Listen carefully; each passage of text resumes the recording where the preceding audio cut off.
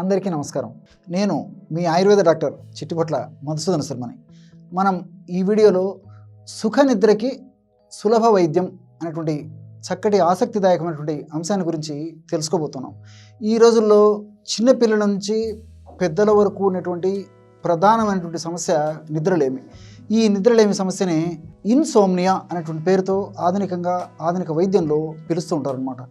ఆయుర్వేద వైద్య విధానంలో వేలాది సంవత్సరాల క్రితమే మన మహర్షులు ఈ నిద్రలేమి గురించి చక్కగా వివరించి చక్కటి చికిత్సా విధానాన్ని గురించి కూడా తెలియజేయడం జరిగింది. ఈ నిద్రలేమి సమస్య వచ్చేందుకు అనేక రకాలైనటువంటి కారణాలు.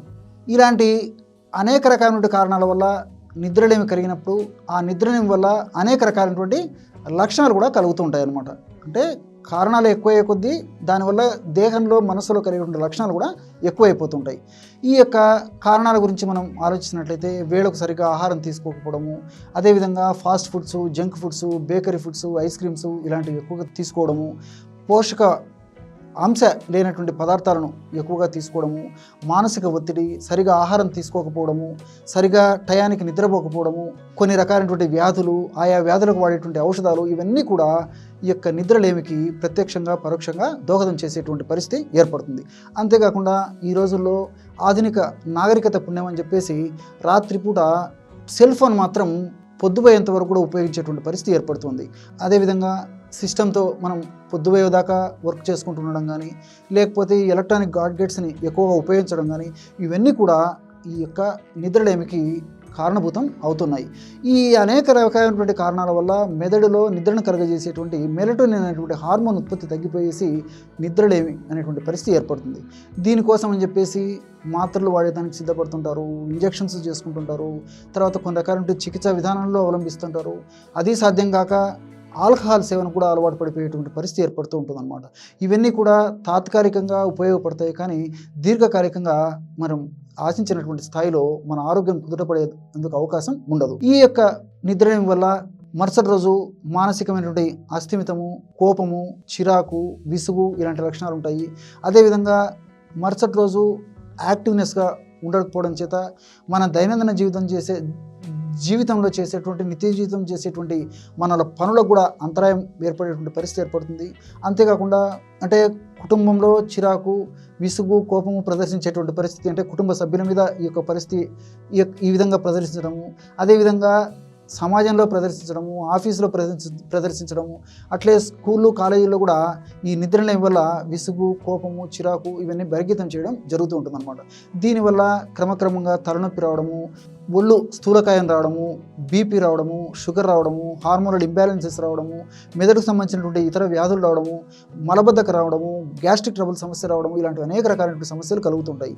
ఈ నిద్రలేమికి సంబంధించి కడుపులోకి మందు అవసరం లేదు, ఒక మాత్ర అవసరం లేదు, టానిక్ అవసరం లేదు, లేహ్యం అవసరం లేదు, చూర్ణం అవసరం లేదు, కషాయం అవసరం లేదు, ఏ రకమైనటువంటి ఔషధం లేకుండా కేవలము పైపూత మందుగా మర్దన చేయడం వల్లనే దేహంలో వివిధ రకాలైన రసాయన పదార్థాల్లో మార్పులు జరిగి ప్రత్యక్షంగానో పరోక్షంగానో నిద్రను కలగజేసేటువంటి మెలటోనిన్ అనేటువంటి హార్మోన్ ఉత్పత్తికి దోహదపడేటువంటి అద్భుతమైనటువంటి ఒక తైలాన్ని మనం ఈ వీడియోలో తెలుసుకోబోతున్నాం.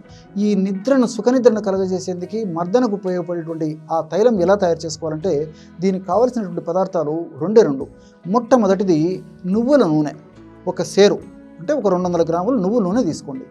రెండవ పదార్థము కర్పూరము, ఉంట కర్పూరము లేదా హారతి కర్పూరం తీసుకుంటే సరిపోతుంది అనమాట.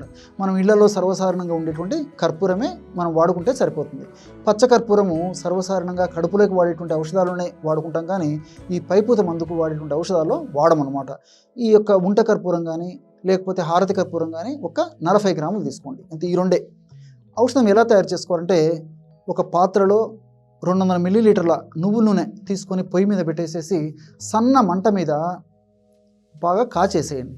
ఆ విధంగా కాచిన తర్వాత కాచినటువంటి ఆ నువ్వుల నూనెను కిందికి దించేసేసి కర్పూరాన్ని అలా నలిచేసేసి పౌడర్ చేసేసి ఆ పొడిని నువ్వుల నూనె వేసేసి మూత పెట్టేసేయండి, ఇంతే. కాబట్టి కాగేటువంటి నూనెని కిందికి దించేసి అందులో కర్పూరం పొడి వేసేసి మూత పెట్టేసరికి కొద్దిసేపటికంతా ఆ కర్పూరం అంతా నువ్వుల నూనెలో కరిగిపోతుంది అనమాట.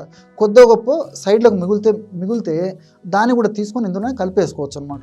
ఆ విధంగా తయారైనటువంటి అద్భుతమైనటువంటి నిద్రను కలుగజేసేటువంటి ఒక తైలాన్ని చల్లారాక గాజు సీసాలు నిల్వ ఉంచుకొని రోజు ఒక్కసారి రాత్రిపూట తగినంత తైలాన్ని తీసుకొని రెండు అరికాళ్ళకి బాగా 5 నిమిషాల సేపు బాగా మర్దన చేస్తూ ఉండాలన్నమాట.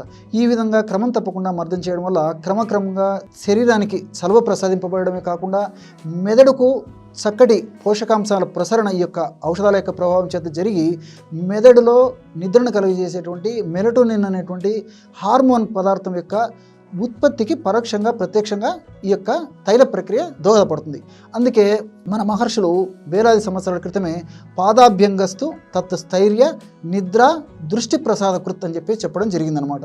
కాబట్టి పాదాభ్యంగస్తు తత్ స్థైర్య, మంచి దేహ స్థైర్యం జరుగుతుంది, మంచి నిద్ర వస్తుంది, దృష్టి కరిగేటువంటి పరిస్థితి కూడా ఏర్పడుతుంది. కాబట్టి మనం ఒక్కదానికి ఒక ఔషధాన్ని వాడుకోవడం వల్ల ఒక్క పర్పస్కి మిగతా పర్పస్లు కూడా సర్వ్ అయ్యేదానికి అవకాశం ఏర్పడుతుంది. చూశారు కదా, ఎటువంటి సులువైనటువంటి ఔషధ యోగాన్ని పడుకున్న వెంటనే సుఖనిద్ర పట్టేందుకు ఈ వీడియోలో తెలుసుకున్నారో, మరొక వీడియోలో మరొక అంశంతో మళ్ళీ కలుద్దాం. అంతవరకు నమస్కారం. మీ చిట్టిబొట్ల.